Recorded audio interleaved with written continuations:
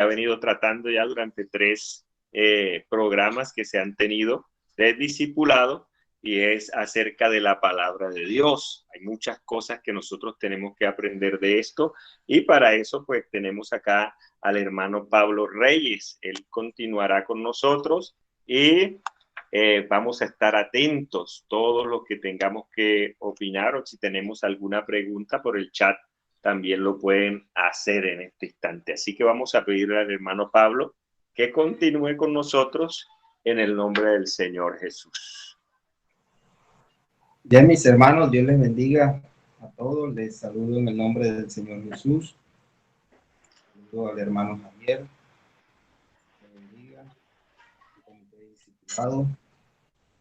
Dios les bendiga grandemente, y a todos los hermanos que están conectados en esta hora, a todos los hermanos que van a mirar este video, Dios les bendiga grandemente.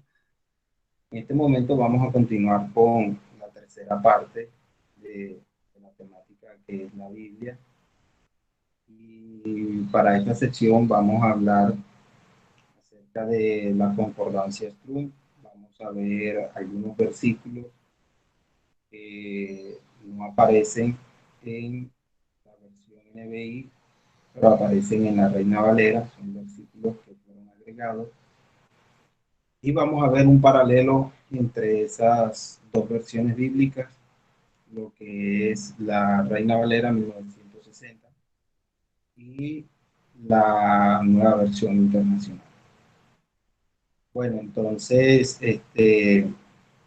vamos a hablar acerca de lo que es la concordancia Strong. Esto es un paquete, la concordancia Strong. Está la concordancia, está el diccionario y está el comentario bíblico. Estos tres llevan el nombre de Strong por el autor. Inicialmente el autor, James Strong, él nació en el año 1822 y murió en el 1894. ¿Sí? Fue un erudito, educador bíblico estadounidense de Nueva York. Se graduó en la Universidad de Willingham, y esta universidad también le otorgó un doctorado en leyes en divinidad. También adquirió un doctorado en teología exegética. Entonces fue una persona que se dedicó al estudio de la Biblia.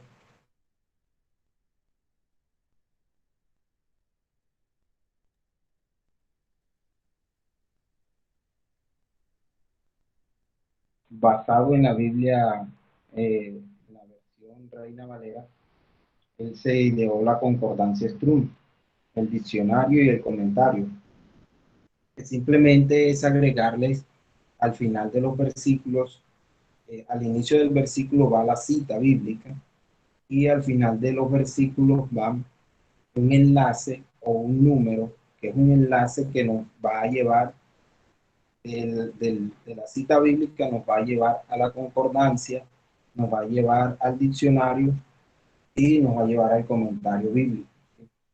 Esta fue la idea de él. ¿Para qué? Para que todos pudiéramos, para los estudiosos de la Biblia, que fuera más fácil. Esta concordancia estaba basada en los idiomas hebreos y griegos. Todos sabemos ya que estos fueron idiomas en los cuales se escribió la Biblia, que es el hebreo, que es el idioma antiguo del pueblo judío, y el griego, que fue ya las traducciones que se hicieron y con que se escribió, el idioma en que se escribió el Nuevo Testamento. Hermano Pablo, se va y viene la voz, no sé a qué se deba, pero está pasando eso. Se va y se viene la voz. Sí. Vamos a mirar aquí. Ya.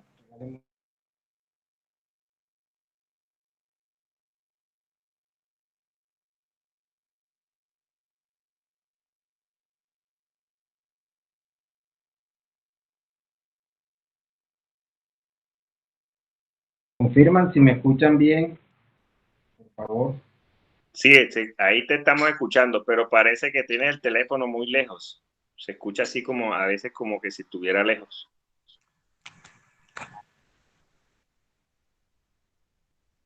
Bueno, entonces les decía que este señor se ideó la manera de estudiar la Biblia de esta forma, basado en los idiomas hebreos y griegos. Por eso es que se habla mucho de esta concordancia, de este material de estudio Strong, y es utilizado por muchos estudiosos de la Biblia, por muchos pastores, es de gran referencia. Hay dos versiones, eh, tres versiones, la versión actual, pero hay una que data del año 1890, que fue inicialmente la que él sacó, la de 1960 y la versión actual que es de 1999. ¿Sí? Entonces hay esas tres versiones del paquete Strum. Es muy bueno, se recomienda para el estudio bíblico. Quiero hablarles acerca de una versión bíblica, es la versión bíblica hebrea llamada Kadosh. Esta versión bíblica eh, habla, está basada prácticamente en los manuscritos antiguos y eh, es basada en el idioma hebreo y arameo. ¿Sí? Esta versión bíblica no es, digámoslo así, que hable de la religión judía o del judaísmo o esté basado en su doctrina, ¿no? Sino que habla netamente de lo que es la Biblia, lo que es la Biblia, y directamente es una traducción del canon del Antiguo Testamento y del Nuevo Testamento a esa versión bíblica. Entonces, por ejemplo, esa versión, la versión K2, la Reina Valera utiliza en el Evangelio según San Mateo la traducción en el capítulo 28, el verso 19, dice: por tanto, id y haced discípulos en todas las naciones, bautizándolos en el nombre del Padre y del Hijo y del Espíritu Santo. Esa es la traducción que se encuentra en la Reina Valera 1960, pero en la versión K2 se encuentra por tanto, id y haced discípulos en todas las naciones, bautizándolos en mi nombre. No utiliza los títulos, sino que utiliza es en mi nombre solamente, y ahí termina el versículo. Entonces, es una versión que también es muy bueno estudiarla. Los nombres propios y los nombres de las ciudades están en el original, en el idioma con que fueron escritos, cosa que uno tiene que buscar un diccionario o tiene que tener a la mano un traductor para entender algunas cosas que aparecen allí escritas. ¿Sí? Entonces también es una buena versión bíblica que podemos utilizar. Vamos a hablar ahora acerca de algunos textos que fueron anexados a las versiones de Reina Valera, ¿sí? Y que se encuentran en la revisión 1960. Esta versión contiene anexados, por ejemplo, el texto de Primera de Juan 5:7. El manuscrito original dice: porque porque tres testigos son los que pueden testificar: el agua, la sangre y el ruat. El ruat es una palabra hebrea que traduce espíritu. ¿Sí? Y nos dan, sigue diciendo el texto, el ruat, nos dan solemnemente declaración de que estos tres concuerdan. ¿Sí? Es una referencia de lo que aparece en la Biblia hebrea, ¿sí? Y ya lo que aparece en el texto acá en la Reina Valera 1960 es, la frase es: en el cielo el Padre, el Hijo y el Espíritu Santo, y estos tres son uno. Esta fue la parte que se agregó, que se agregó. Resulta y pasa que esas adicciones o esos anexos a los textos empezaron a aparecer mucho tiempo después eh, de los apóstoles, ¿sí? Las adicciones aparecen y lo que yo he investigado es que ellas aparecen para darle pie a algunas doctrinas que no estaban dentro de la Biblia. Entonces, eso les permitió a ellos poder justificar los dogmas de algunas otras religiones, pero no se encuentran en la Biblia. Por ejemplo, encontramos en Hechos capítulo 8, el verso 37, que dice, y Felipe les dijo, si creéis de todo corazón, bien puedes. Y respondió y dijo, creo que Jesucristo es el Hijo de Dios. Ese también aparece como un versículo que fue anexado, no aparece en los textos originales. ¿Sí? Entonces, ¿qué es lo que se buscaba? Según el estudio que yo hice, fue que se le diera eh, pie o que se le diera base para poder justificar a los dogmas de algunas religiones, de algunas doctrinas. Entonces, ¿qué quiero decirle con esto? Por ejemplo, que el pueblo judío, ellos eran monoteístas, solamente creían en el Señor, adoraban a Yahvé, ellos lo adoraban a Él, no había otro, ¿sí? Solamente existía uno, en el trono solo hay uno para ellos. Cuando aparece en escena el Señor Jesucristo, ¿sí? Que es Dios manifestado en carne, que es el mismo Dios del Antiguo Testamento de ellos, Él aparece en escena, ellos no lo aceptan porque ellos nada más creían en un solo Dios que estaba en los cielos, que no había de manifestarse en carne. Para ellos, no aceptaron al Señor. Entonces, como no aceptaron al Señor, eh, los apóstoles, cuando ellos aceptan al Señor, ¿en qué creen ellos? Ellos creen en que ese Dios se manifiesta en carne, ¿sí? Los apóstoles, es decir, los discípulos de los apóstoles, siguieron con esa creencia en el siglo primero. Ellos siguieron con esa creencia después de la muerte de los apóstoles. Ellos, los que siguieron después de ellos, siguen con la misma creencia de que hay un solo Dios, que ese Dios se manifestó en carne, que estuvo aquí para salvarnos a nosotros. Esa creencia llegan hasta el siglo II después de Cristo. Ya por allá en el año 250 después de Cristo empieza a aparecer una doctrina llamada dualismo o dualidad. Esa doctrina empezaron ellos a enseñar que Jesucristo es Dios, pero que no es el Padre. ¿Sí? Y por allá en el siglo III empezó a nacer la doctrina del trinitarismo. Esas dos doctrinas no aparecen en la Biblia, en el texto bíblico, no aparecen, porque la palabra Trinidad, esa palabra no aparece en el texto bíblico. Entonces empezaron a haber una cantidad de reformas para hacer ingresar esas doctrinas a la fuerza en la Biblia. Por eso es que aparecen algunos textos anexos, como esos que estábamos estudiando, ¿sí? Aparecen en los concilios, por ejemplo, el primer concilio que hubo, que fue el concilio de Nicea, ahí se da el credo, pero allí salen vencedores. Los concilios que eran, el emperador de ese entonces metió, por decirlo así, introdujo allí un concilio. Había una parte que eran los que creían en la Trinidad, había una parte que eran dualistas y estaban los unicitarios.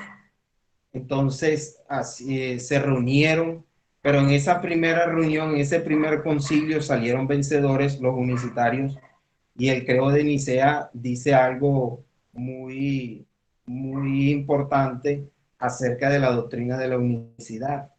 Por aquí tengo el Credo de Nicea, lo estuve leyendo, Dice, por ejemplo, el credo de Nicea, dice, creo en un solo Dios y Padre omnipotente, hacedor de todas las cosas visibles e invisibles, y en un solo Señor Jesucristo, el Hijo de Dios, engendrado del Padre, el único engendrado, es decir, de la naturaleza del Padre, Dios de Dios, luz de luz, verdadero Dios de verdadero Dios, engendrado, no hecho, de una sola sustancia como el Padre, por quien todas las cosas fueron hechas, tanto las que están en el cielo como las que están en la tierra, quien por nosotros los hombres y por nuestra salvación descendió y fue hecho carne, y asumió la naturaleza humana, sufriendo y resucitando al tercer día, ascendió a los cielos y vendrá otra vez a juzgar a los vivos y a los muertos. Entonces, mire lo que dice este credo, habla acerca de la unicidad. No hace referencia aquí de que Jesucristo sea aparte, ¿no? Sino que habla de la unicidad de Dios. Ya después de este concilio, en el año 375 después de Cristo, hay otro concilio, que ese sí es el concilio de Atanasio. Ahí es donde prácticamente sale el dogma de la doctrina trinitaria y se crean una cantidad de creencias que no aparecían en la Biblia. Entonces, para darle pie a esas creencias, fueron anexando estos versículos que ya estábamos estudiando a la Biblia, que inicialmente no aparecían. ¿Sí? Por acá tenemos otro versículo que dice, por ejemplo, en Hechos 9:5, la frase dura cosa es dar coces contra el aguijón fue una frase que fue añadida y que no aparece en los textos antiguos. ¿Estamos claros hasta ahí?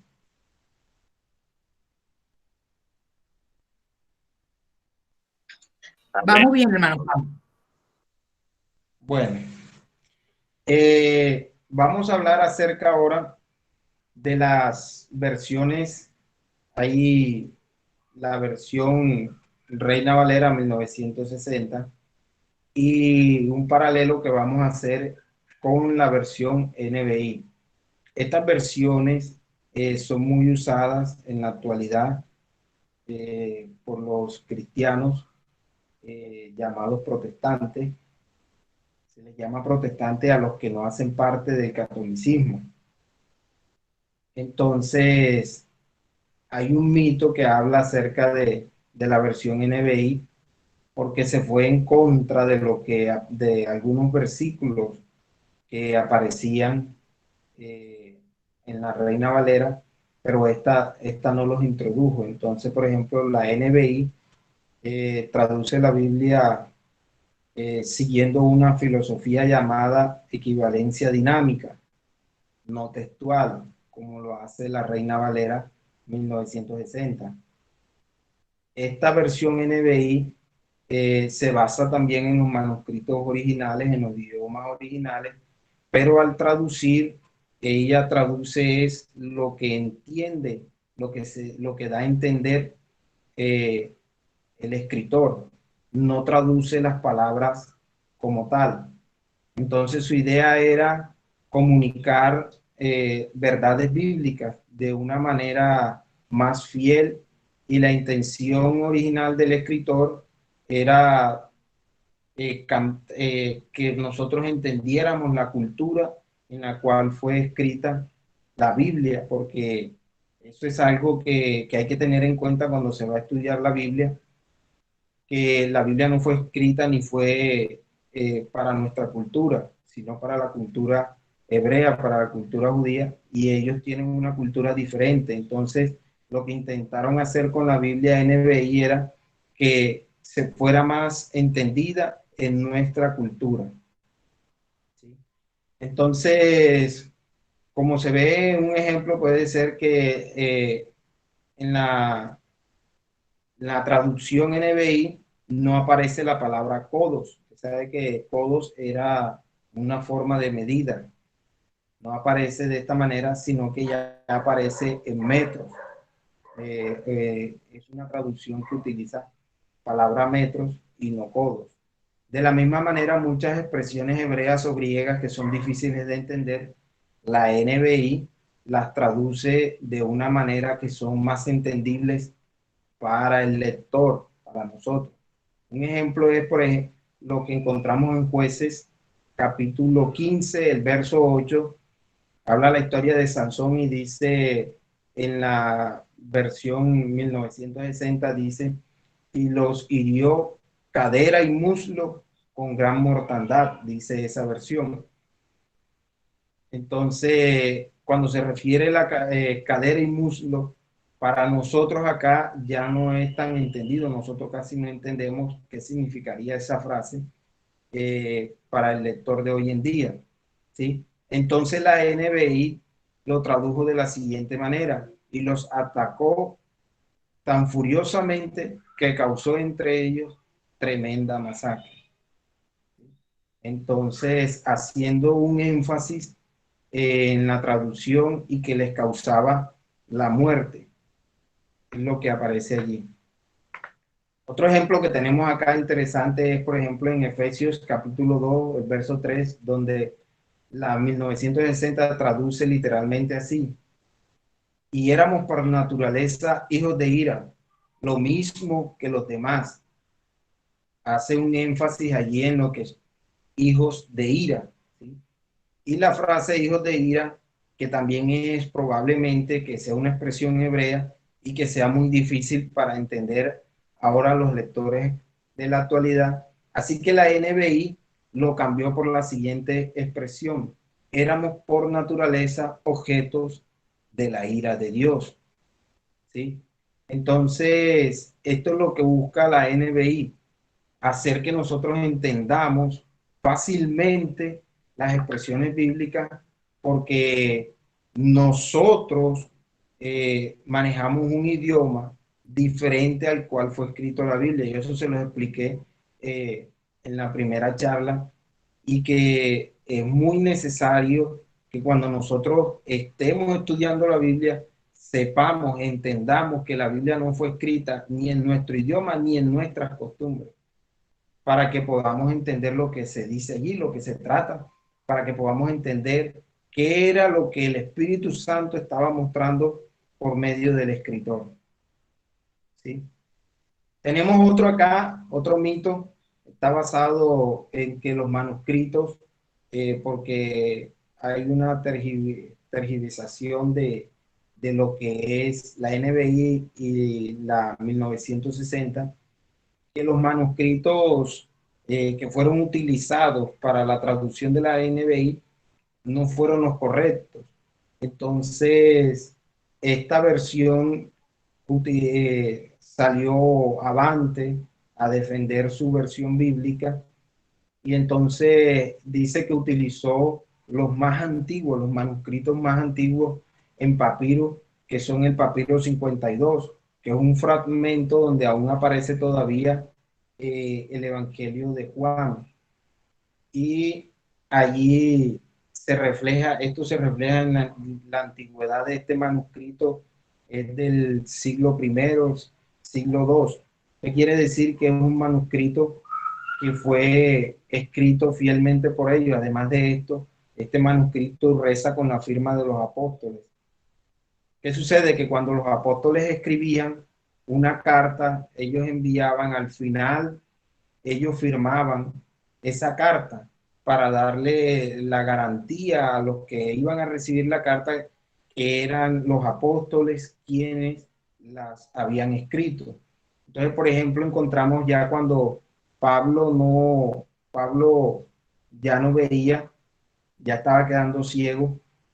En algunos textos de la Biblia a veces encontramos que dice: esto lo escribo yo de mi propia mano, dando a entender que esa salutación final, porque eso está más que todo en las salutaciones finales, eh, eh, fueron escritas y que iban dirigidas por el Espíritu Santo, y que el apóstol estaba allí, que no fue un invento de otra persona, sino que el apóstol estaba allí, y asignaban la firma del apóstol que la estaba escribiendo.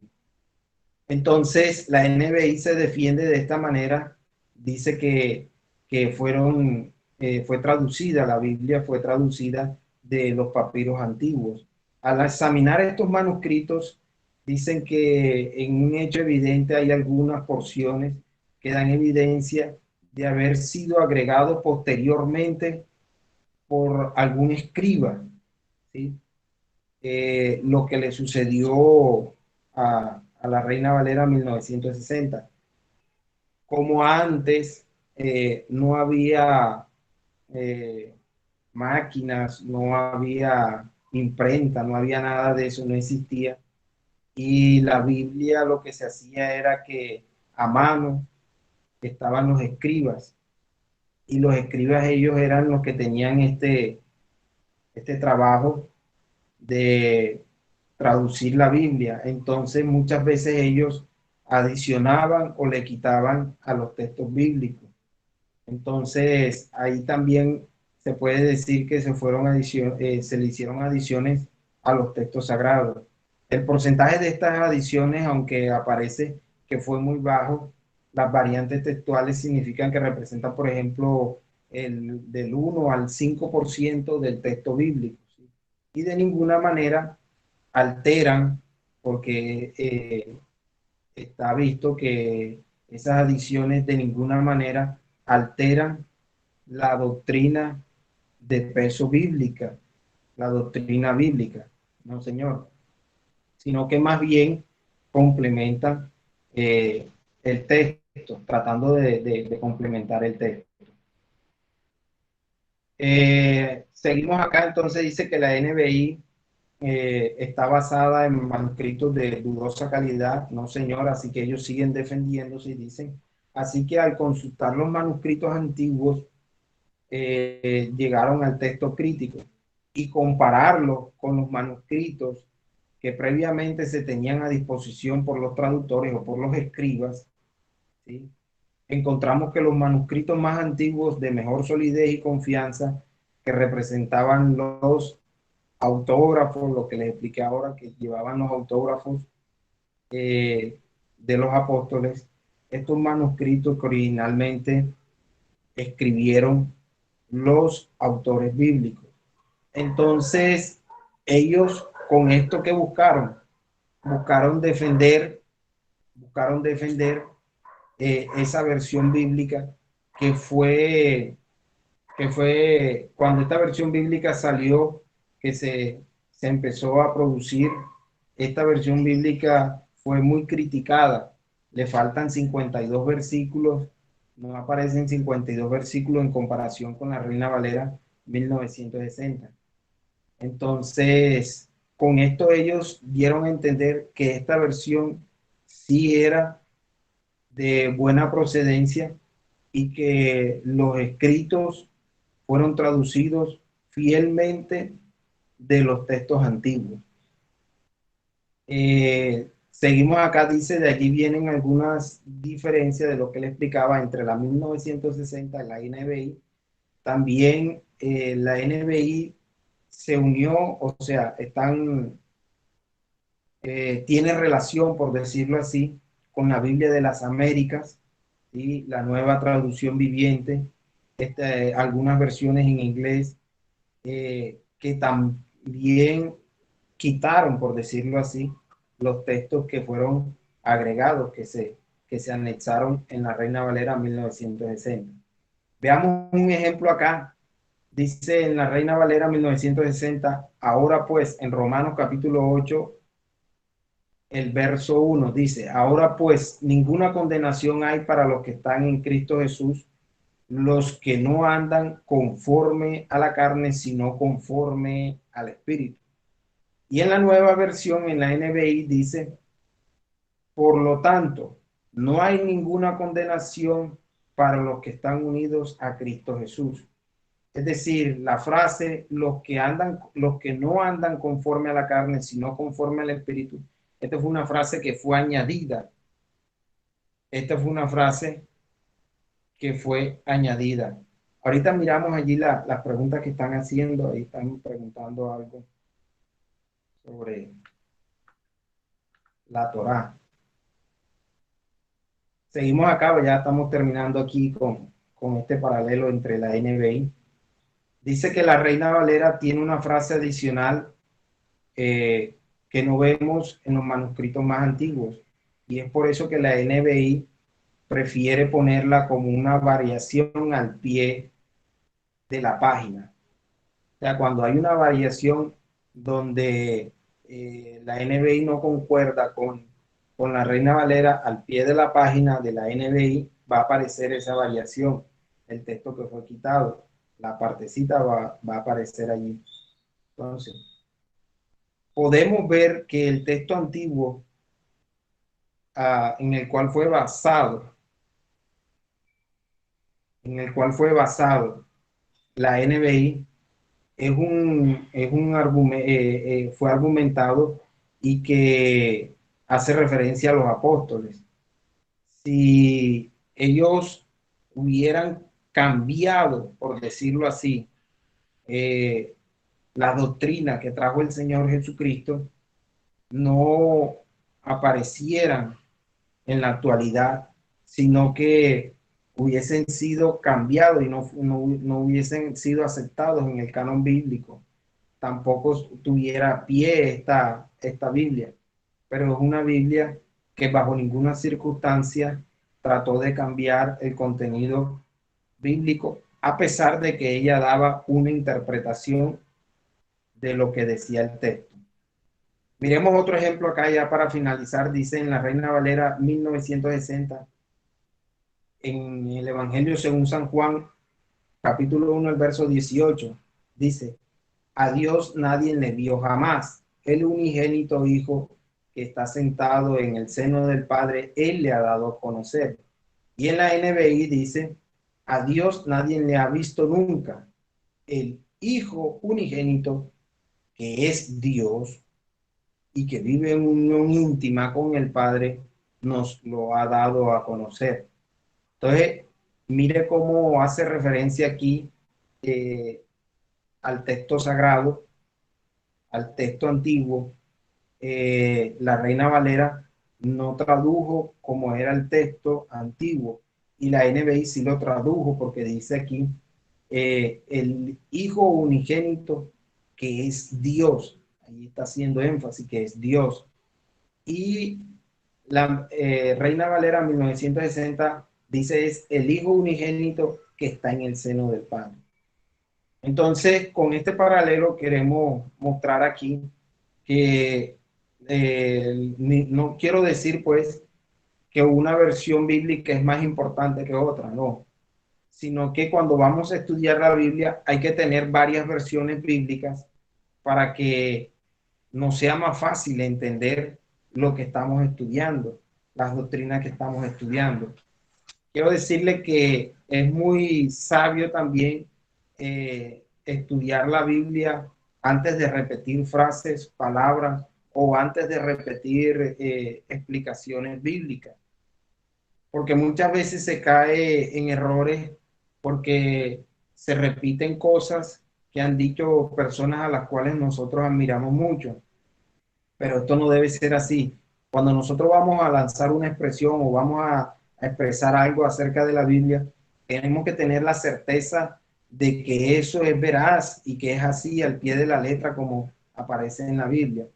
Por ejemplo, yo una vez escuché de alguien que un sacerdote, un sumo sacerdote, había muerto en presencia del Señor, y que, por ejemplo, que los sumos sacerdotes, cuando ellos entraban en el lugar santísimo, eh, ellos iban sujetados un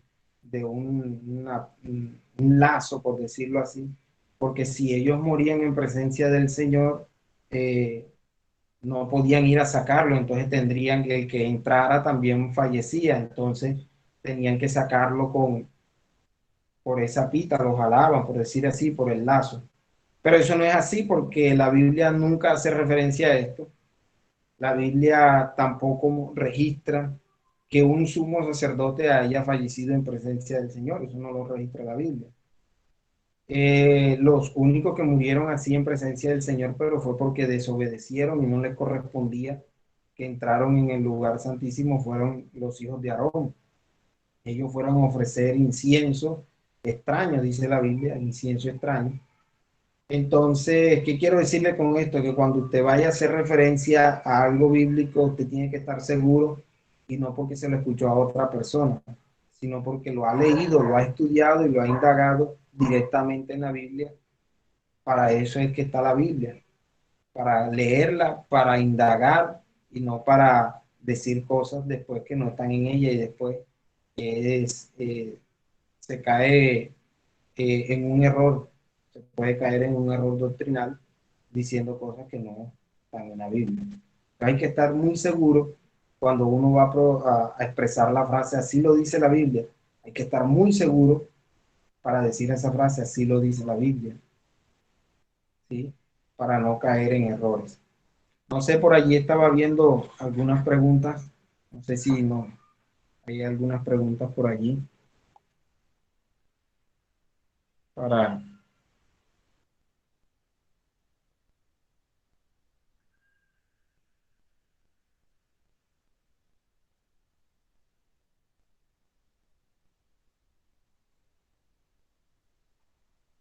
Bueno, aquí pregunta el hermano Leonardo Barrios.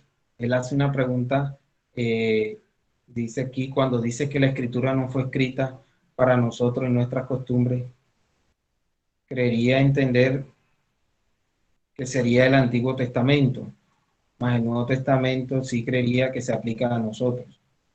Bueno, lo que estoy diciendo yo, eso lo explicamos en la primera conferencia, es que las costumbres de nosotras son diferentes a las costumbres judías. No porque se haya pasado del Antiguo Testamento al Nuevo Testamento, esas costumbres van a desaparecer. No, las costumbres siguen siendo las mismas. Por eso miramos, por ejemplo, que los apóstoles, ellos entraron en una controversia cuando algunos decían que nosotros, los gentiles, que nos convirtiéramos al Señor, tendríamos que judaizarnos, ¿sí? Porque tendríamos que empezar a guardar todas las costumbres de ellos.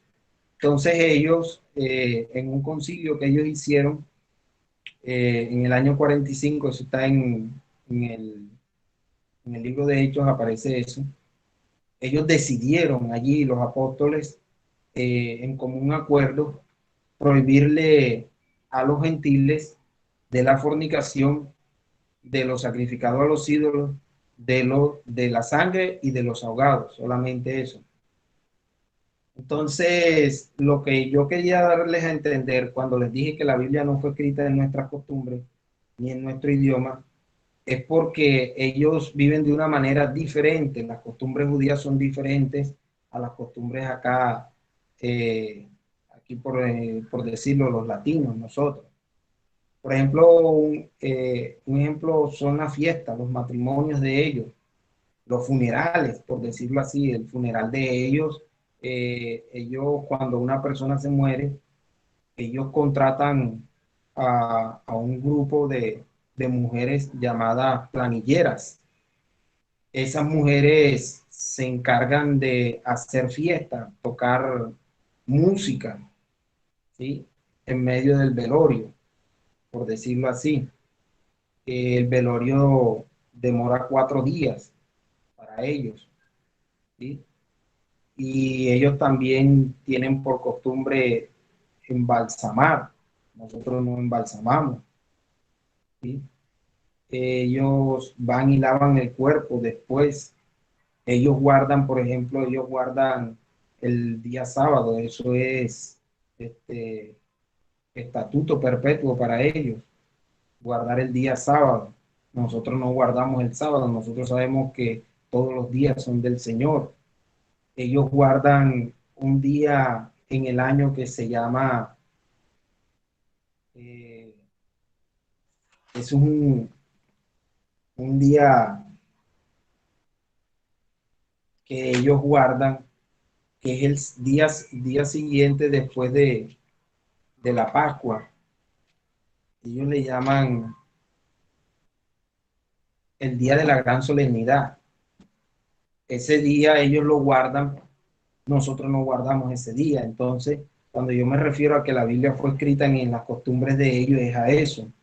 a que nosotros no tenemos las mismas costumbres de ellos, no tenemos el mismo idioma, y partiendo de allí, por ejemplo, el idioma hebreo antiguo carecía de vocales.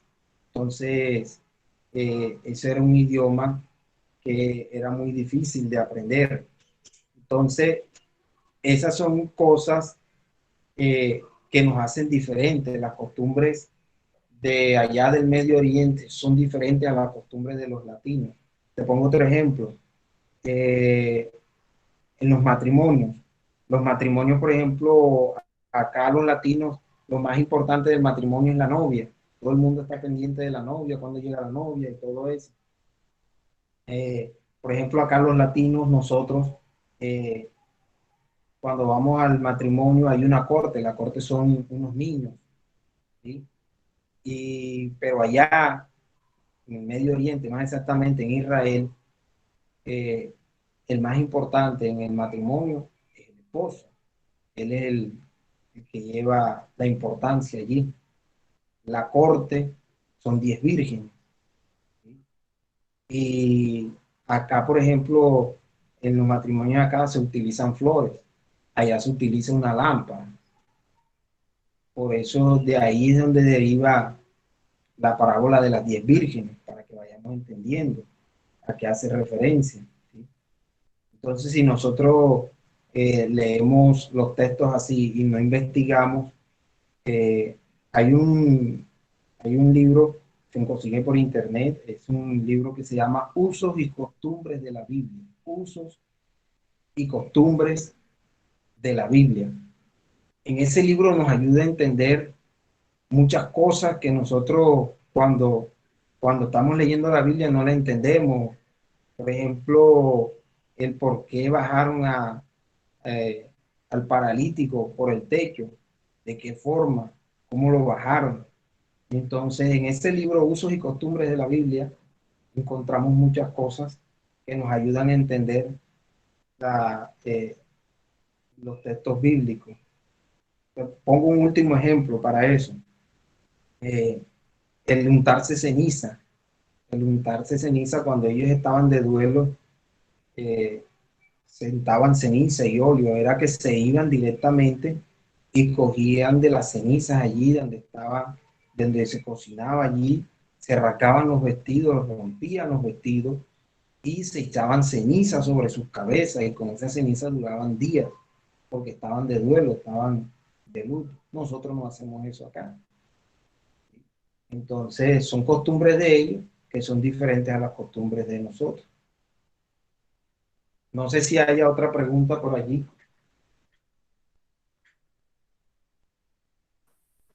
Pablo, la hermana Besley tiene una pregunta. Hermano, quisiera saber qué puede aclarar sobre la originalidad de la Torá y el Corán. ¿Y el qué? ¿La Y Torá y el, el qué? y el Corán. Bueno, hermano, la Torá es la Biblia, lo que se le llama a la Torá es a lo que nosotros le llamamos el Antiguo Testamento, por decirlo así. La Torá eh, está conformada por tres partes. Está conformada por los libros de la ley, y que son los 5 primeros libros de la Biblia. Los libros de la ley, están los libros históricos, que ellos le llaman eh, los Ketuvim, y están los Nevidim, que ellos le llaman los otros libros, que son los libros proféticos y los libros poéticos. Ese libro de la Torá está conformado por 22 libros. Yo creo que eso yo lo expliqué en la primera sección de, la, de esto de la Biblia. Creo que expliqué eso acerca de la Torá. Ya lo que es el Tanakh es la Biblia completa en el idioma eh, hebreo. Es la Biblia completa para ellos. La otra que me preguntaron fue el Corán. Bueno, el Corán no tiene nada que ver con la Biblia. El Corán es un escrito, ¿sí? Pero no tiene nada que ver con la Biblia. Eso es islámico, eso es del Islam, ¿sí? Y ahí lo que se habla es acerca del profeta Mahoma, que fue lo que él hizo, la historia de él y todo eso. Pero no tiene nada que ver con la Biblia, es algo diferente. No tiene nada que ver con la Torá. Inclusive que son culturas diferentes, porque la una es del Islam, del islamismo, y la otra es del judaísmo. Son dos cosas diferentes que no tienen nada que ver. Por decirlo así, el Corán es el de los países árabes y la Torá es de Israel, de Judá, de lo que se conoce como el pueblo judío. Entonces esa es como la diferencia así de lo que es la Torá y el Corán. ¿Hay alguna otra pregunta o ya terminamos? Bueno, Pablo, Dígame. muy bueno, muy bueno. Sí, por ahí hay otra pregunta que también, pues, a medida que íbamos escuchando, también me surge la misma pregunta. Es que hay tantas versiones de la Biblia y uno en este momento, ¿qué recomienda? Dicen por ahí, ¿qué recomiendas tú? ¿Qué versión es la más exacta? Bueno, yo en la charla anterior yo recomendé tres versiones bíblicas. Reina Valera 1960, la NBI, que es la nueva versión internacional, y la K2, que es la versión eh, hebrea, ¿sí?, de los textos antiguos. Yo recomiendo esas tres versiones. Hay algo que nos ayuda a nosotros, a diferencia de las otras denominaciones, y es que nosotros tenemos el Espíritu Santo. Por eso el apóstol Pablo le escribe a Timoteo: indiscutiblemente grande es este misterio y fue revelado. ¿Sí? Dios se manifestó en carne. Entonces, el Espíritu Santo, dice la Biblia, que nos ayuda a nosotros. Hay algo que tenemos que nosotros tener por costumbre cuando vamos a leer las Escrituras, y es orar. Orarle a Dios. ¿Para qué? Para que el Señor nos ayude a entender lo que ya está escrito. Es que esto de entender la Biblia es que el Espíritu Santo nos abre el entendimiento. Por ejemplo, el Señor, cuando hablaba con los apóstoles, dice la Biblia que le abrió el entendimiento para que entendiesen las Escrituras. Entonces, nosotros tenemos algo maravilloso que es el Espíritu Santo. Y la Biblia dice, nos guía a toda verdad. Y cuando uno no entiende, por ejemplo, a mí una vez me pasó y yo estaba orando, yo no entendí el texto, yo no entendía. Y yo me puse a orarle al Señor, que yo no entendía el texto, no entendía, yo no le pregunté a nadie, yo le dije: Señor, yo no entiendo, enséñame tú. Sentí de parte de Dios volver a leer el texto y ahí sí lo entendí. Y el Señor me mostró varias citas y fui enlazando una cita con otra y hasta que entendí el texto bíblico. Entonces, lo más importante es dejarnos guiar por el Espíritu Santo. Reina Valera, NBI, que es la nueva versión internacional, y la versión hebrea, que es la K2. Yo creo que se las compartí en el grupo de WhatsApp, se las compartí. Eh, Ahí les compartí los enlaces para que descarguen esas Biblias. Con K, no con C, con K.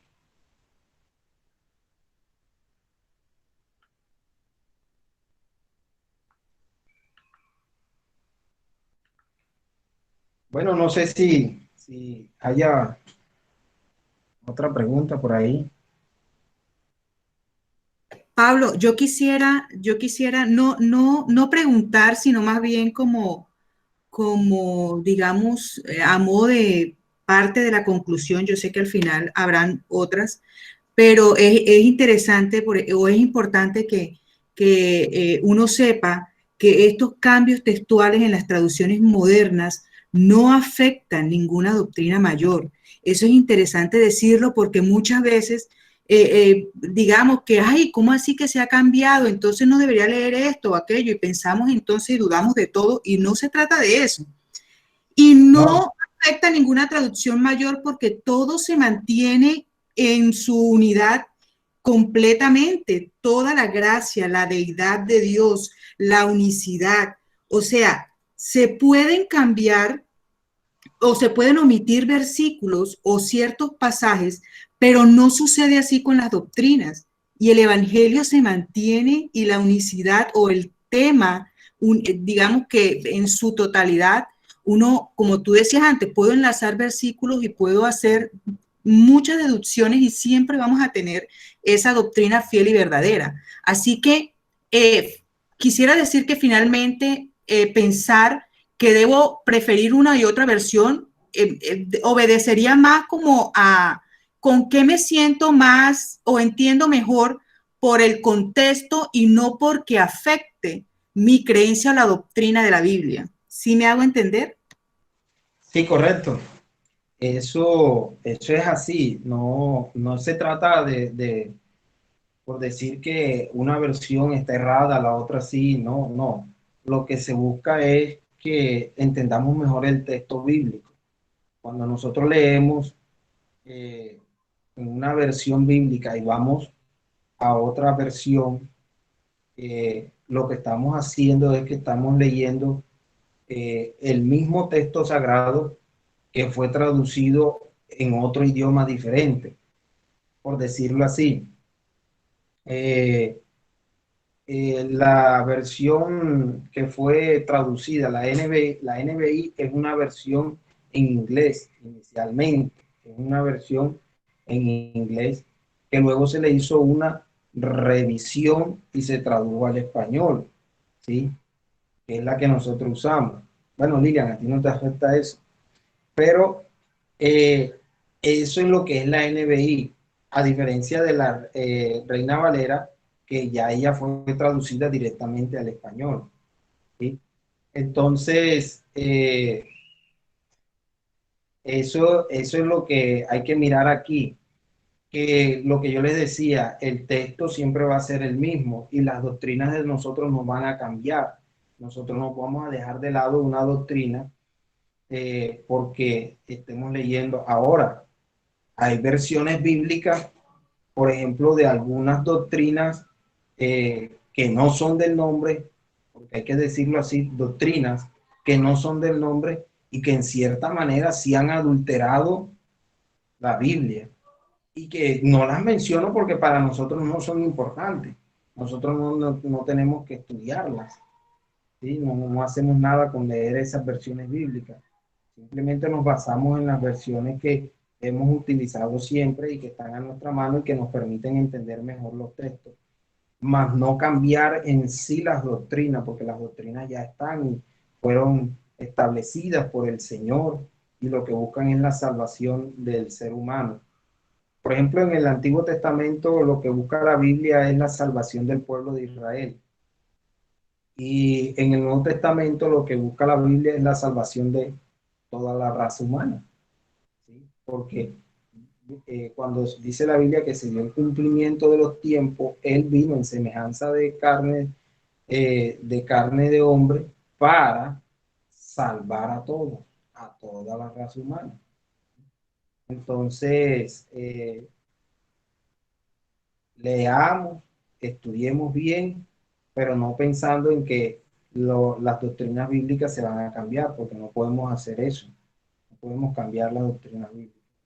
Nosotros estamos dentro de la Iglesia Pentecostal Unida de Colombia y esta iglesia tiene unas doctrinas fundamentales que no se van a cambiar y no se pueden cambiar. Hay un manual establecido ya por la iglesia y ese manual que tiene las doctrinas fundamentales, que inclusive nosotros debemos de sabernos, debemos de estudiarlas también, ese nos permite a nosotros conocer las creencias aquí de esta iglesia.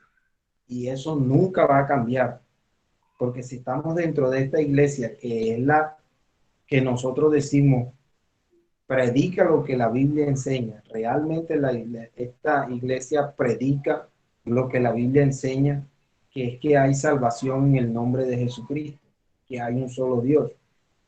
Entonces nosotros tenemos unas doctrinas ya establecidas que no se van a cambiar. Esas doctrinas están establecidas, que son los artículos de fe. Entonces también hay que tener en cuenta eso. Hay mucho material que estudiar, hay muchas cosas que leer, hay mucho contenido que leer, que nos ayudan también a entender eh, la Biblia, los textos bíblicos. Hay algunos escritos por algunos hermanos que nos permiten entender también algunas doctrinas. Y eso también hay que estudiarlo. ¿Sí? En fin, hay muchas cosas que tenemos que leer y eso nos va ayudando a nosotros en nuestro crecimiento espiritual.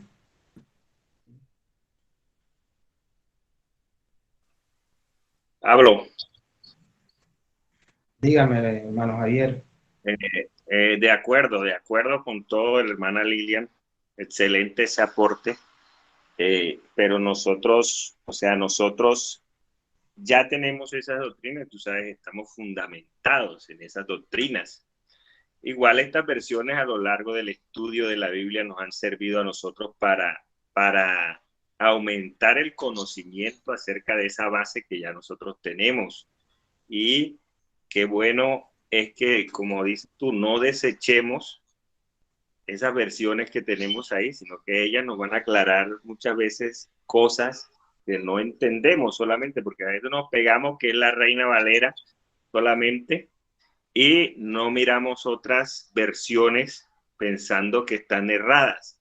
O sea, ahí es donde nosotros nos quedamos con el poco conocimiento que tenemos y no avanzamos por no escudriñar. Cuando uno estudia la Biblia, tú sabes que uno tiene un diccionario, tiene 3, 4 y 5 versiones ahí y va haciendo la comparación del texto. Cuando termina de compararlo todo, entonces ahí sí lo entiendes bien. Entonces, la idea es, cuando uno estudia la Biblia, no solamente leer el texto, sino saber por qué, cómo fue escrito, para qué, en qué tiempo y todo esto. Todas estas cosas aumentan el conocimiento. Al aumentar el conocimiento, nuestra fe también se aumenta, porque esto es, entre más conocimiento tengamos nosotros acerca de la palabra de Dios, más nos enamoraremos de esto que estamos haciendo. Entonces, qué bueno es que nosotros, como cristianos, estudiemos la Biblia y el poquito conocimiento que tenemos lo podamos aumentar poco a poco. Sé que hay muchas personas en la iglesia que tienen bastante conocimiento acerca de la escritura y no podemos desconocer eso. Ustedes que saben, nos pueden enseñar a nosotros.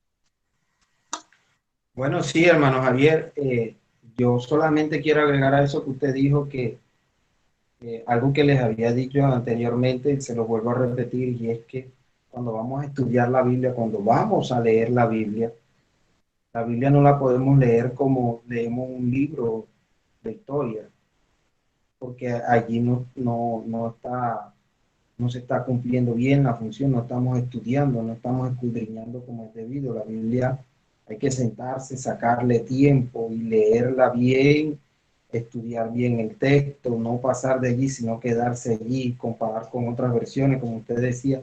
Eso es lo que se llama estudiar. Utilizar también los diccionarios bíblicos, utilizar las traducciones, las concordancias, que son muy buenas, utilizar los comentarios bíblicos. Entonces, todo esto nos ayuda a nosotros a enriquecer también nuestro conocimiento. Bueno, no sé si haya otra pregunta o ya podemos ir concluyendo como tal la temática de la Biblia. Hay muchas cosas por decir todavía, pero creo que esto es como lo más así, lo más importante. Lo demás lo podemos ir estudiando, cada uno en su casa debe de ir estudiando lo que es la Biblia como tal. Eh, pueden estudiar también la cronología bíblica. Eso es un tema que no se tocó, cronología bíblica. Y eso que sí que nos ayuda, lo que es la cronología bíblica, nos ayuda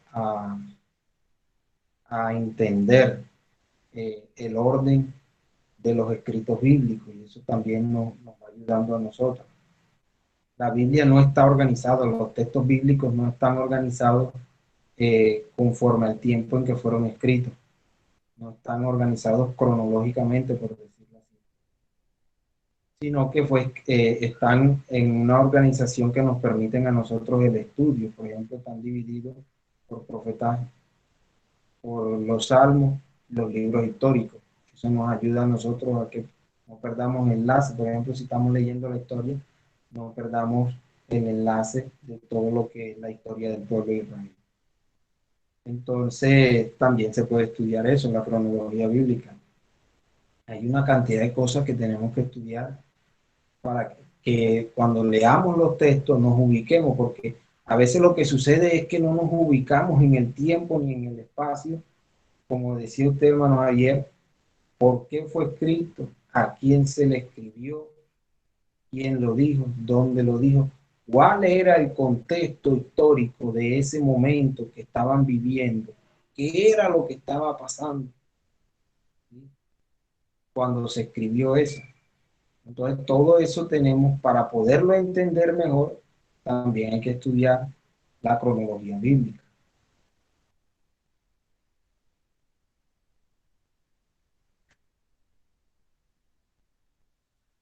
Bien, yo creo, si no hay más preguntas, entonces vamos a ir cerrando. Ya son las 8:10. Entonces, no sé si hay alguien que tenga otra pregunta por ahí. Aquí está el hermano Pablo. Todavía nos puede responder algo más. Si alguien desea preguntar algo.